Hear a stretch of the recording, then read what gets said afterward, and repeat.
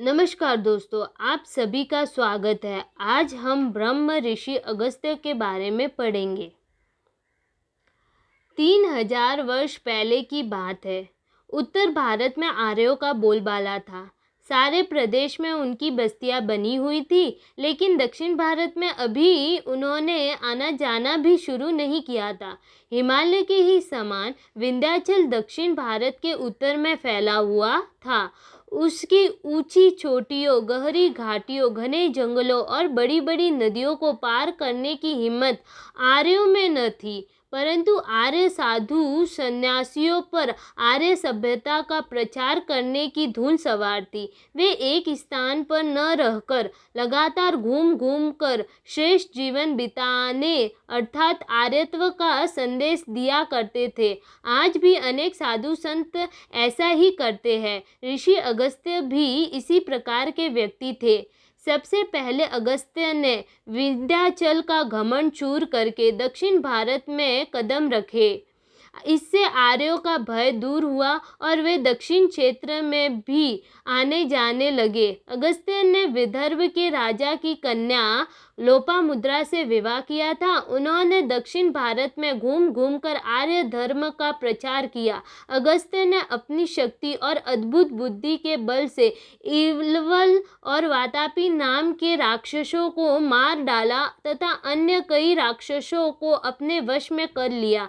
बाद में अगस्त्य ऋषि गोदावरी नदी के किनारे पंचवटी के पास वन में आश्रम बनाकर रहने लगे। वह बहुत शांत और सुंदर स्थान था। भगवान राम भी वनवास के समय में वहां रुके थे।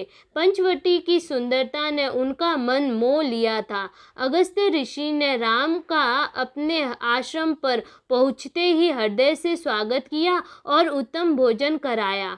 राम अगस्त्य से भेंट करके बहुत प्रसन्न हुए। अगस्त्य ऋषि होने के साथ ही वीर और साहसी योद्धा भी थे। उनके पास अनेक दिव्य अस्त्र शस्त्र थे।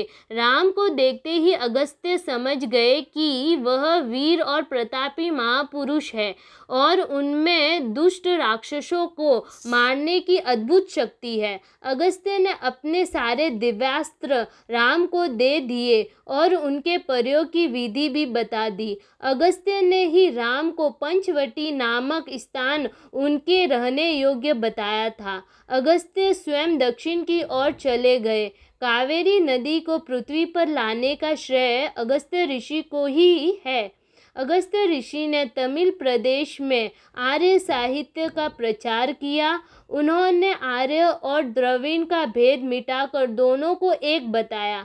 तमिल भाषा का प्रथम व्याकरण अगस्त्य ऋषि ने ही लिखा था।